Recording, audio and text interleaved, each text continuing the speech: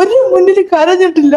പക്ഷെ നിങ്ങൾ എല്ലാവരും എന്നെ വെടിയെന്നാ വിളിക്കുന്നത്. ഇപ്പൊ ഞാൻ എന്റെ ജീവിതത്തിൽ സെക്ഷൽ കോൺടാക്ട് ചെയ്ത ആൾക്കാരെ ഇപ്പം എന്താ പറയാ വളരെ വിരലിലുണ്ടാവുന്ന ആൾക്കാർ 10 പേരുമായിട്ട് പോലും എനിക്ക് സെക്ഷൽ കോൺടാക്ട് ഉണ്ടായിട്ടില്ല. അപ്പോ ആ സാഹചര്യം എന്താന്നുള്ളത് മനസ്സിലായില്ല. ഇതേപോലെ നമ്മൾ സോഷ്യൽ മീഡിയയിൽ വിളിച്ച് വിളമ്പുമ്പോ ഇതെല്ലാം കേൾക്കാൻ നമ്മൾ ബാധ്യസ്ഥരാണ്. എന്നെ പൊതുസമൂഹം ഇങ്ങനെ വിളിക്കുന്നു. Hello guys, welcome back. അപ്പോൾ ശ്രീലക്ഷ്മി അറക്കലിനെ പുതിയതായിട്ട് വെച്ചൊരു ഇന്റർവ്യൂവില് പറഞ്ഞൊരു കാര്യം, എന്നെ പൊതുസമൂഹം ഇങ്ങനെ വിളിക്കുന്നു. അല്ല, അവരെ കുറ്റം പറഞ്ഞിട്ടും കാര്യമില്ല. കാരണം നമ്മൾ സോഷ്യൽ മീഡിയയിൽ വിളിച്ചു പറയുന്ന ഓരോ കാര്യങ്ങളുടെ അടിസ്ഥാനത്തിലായിരിക്കും നമുക്ക് റിപ്ലൈയും വരിക. നമുക്ക് ആ വീഡിയോ ഒന്ന് നോക്കാം. ഞാൻ ഇപ്പൊ വെടിയാണെന്നോ നിങ്ങൾ പറയുന്നുണ്ടോ ഒന്ന് ആലോചിച്ച് നോക്കണം. രാവിലെ നിങ്ങൾ പറയുന്നുണ്ടോ? അല്ല, ആൾക്കാർ പറയുന്നുണ്ട്. ആൾക്കാർക്ക് അങ്ങനെ പറയാതിരിക്കാൻ പറ്റില്ല. കാരണം നമ്മൾ സോഷ്യൽ മീഡിയയിൽ വിളിച്ചു പറയുന്ന കാര്യങ്ങളിലും ഒരു കൺട്രോൾ വേണം. അല്ലെങ്കിൽ ഇതേപോലത്തെ കാര്യങ്ങളൊക്കെ കേൾക്കേണ്ടി വരും. കാരണം സെക്സ് ഈസ് നോട്ട് പ്രോമിസ് എന്നൊരു ഡയലോഗ് അതിനു ശേഷം വോളണ്ടറി ആയിട്ട് ആൾക്കാർ ഇഷ്ടപ്പെടുന്നതിന് മുമ്പ് തന്നെ ഡേറ്റ് ചെയ്ത് ഒരു റൂം എടുക്കുന്നു, പോകുന്നു.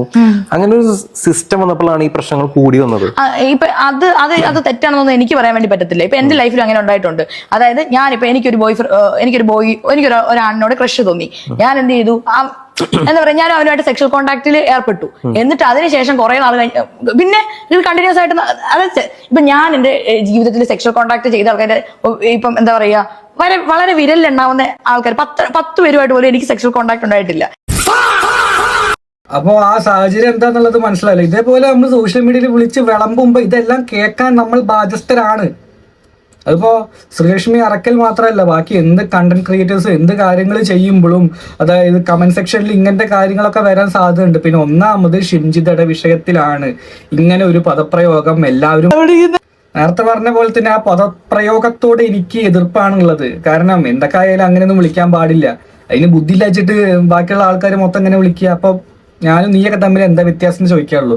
പിന്നെ എല്ലാവരും കഷ്ടപ്പെട്ടിട്ടാണ്, നിങ്ങളെ പോലെ തന്നെ എല്ലാവരും കഷ്ടപ്പെട്ടിട്ട് തന്നെയാണ്. ഒരു തെളിവില്ലാതെ അടിസ്ഥാനത്തിലാണ് നിങ്ങൾ ദീപക്കിനെതിരെ പറഞ്ഞിട്ടുണ്ടായിരുന്നത്. കാരണം പുരുഷനാണ് അവിടെ തെറ്റ് ചെയ്തതെന്ന്.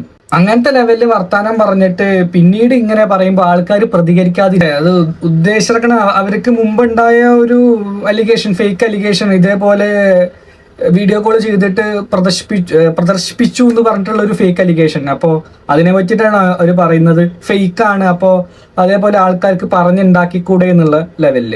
അപ്പൊ ഇതൊക്കെ അവനവന്റെ ജീവിതത്തിൽ വരുമ്പോഴേ മനസ്സിലാവുള്ളൂ. അപ്പൊ സ്വന്തം കാര്യത്തിലാവുമ്പോൾ അവിടെ ബാക്കിയുള്ളവർക്ക് എന്തും പറഞ്ഞുണ്ടാക്കിക്കൂടെ എന്ന് പറയുന്ന ഒരാളാണ് ഇപ്പോൾ നേരത്തെ ഞാൻ പറഞ്ഞല്ലോ, ഷിംജിത ദീപക്കിന്റെ വിഷയത്തിൽ ഇങ്ങനെ സംസാരിച്ചേക്കണം. നമ്മൾ ഈ കഷ്ടപ്പെട്ട് ജീവിക്കുന്ന ആൾ തന്നെയായിരുന്നു ദീപക് എന്നുള്ള മനുഷ്യനും. അയാൾക്ക് നേരെ അങ്ങനെ ഒരു ഫേക്ക് അലിഗേഷൻ വന്നതിന് ശേഷമാണ് ആളൊരു സെയിൽസ് ചെയ്യുന്ന ഒരാളായിരുന്നു ഒരു കമ്പനിയിൽ. അപ്പോൾ അദ്ദേഹത്തിന് ഇങ്ങനത്തെ ഒരു പ്രശ്നം വരുന്നുണ്ടാവുന്നു. അതായത് നമ്മൾ ഒരാളെ പറയുമ്പോൾ അത് ആദ്യം നമ്മൾ പെർഫെക്റ്റ് ആണോ എന്നുള്ള കാര്യം ചിന്തിക്കണം. അയാളും ഇതേപോലെ തന്നെ നല്ല രീതിയിൽ ജീവിക്കുന്ന ഒരു വ്യക്തിയായിരുന്നു. അങ്ങനത്തെ ഒരു വീഡിയോ ഇറങ്ങിയ ശേഷം സാഹചര്യം മൂലം സൂയിസൈഡ് ചെയ്യേണ്ടി വന്നു. അതിനെതിരെ നിങ്ങൾ പറഞ്ഞ കാര്യങ്ങൾ എന്തൊക്കെയാന്നുള്ളതൊന്ന് ആലോചിച്ച് നോക്കൂ. ഞാൻ അതൊന്നും എടുത്തിടാക്കി താല്പര്യമില്ല. എനിക്ക് തോന്നുന്നു ഇവർക്ക് ചൈൽഡ്ഹുഡ് ട്രോമ അങ്ങനത്തെ ഉള്ള കാര്യങ്ങളും എല്ലാം ഉണ്ടാവും.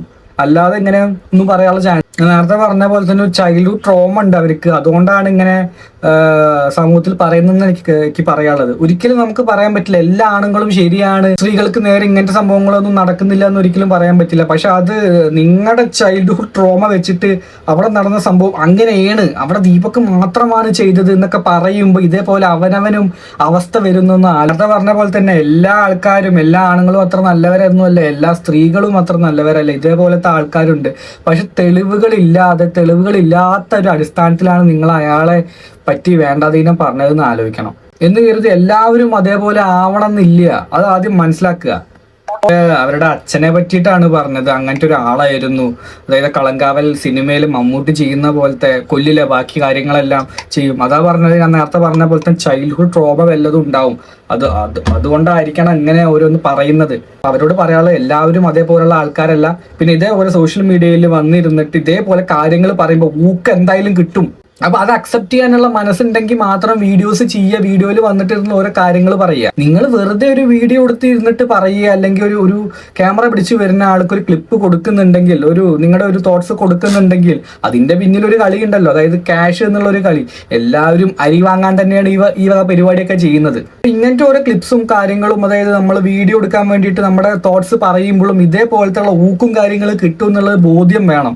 അപ്പോൾ അതെല്ലാം സോഷ്യൽ മീഡിയയിൽ വിളിച്ച് വിളമ്പി എല്ലാം ചെയ്ത് കഴിഞ്ഞിട്ട് എന്നെ അത് വിളിച്ചു ഇത് വിളിച്ചു എന്ന് പറഞ്ഞ് കരഞ്ഞിട്ട് വല്ല കാര്യമുണ്ടോ? ഒരു കാര്യമില്ല.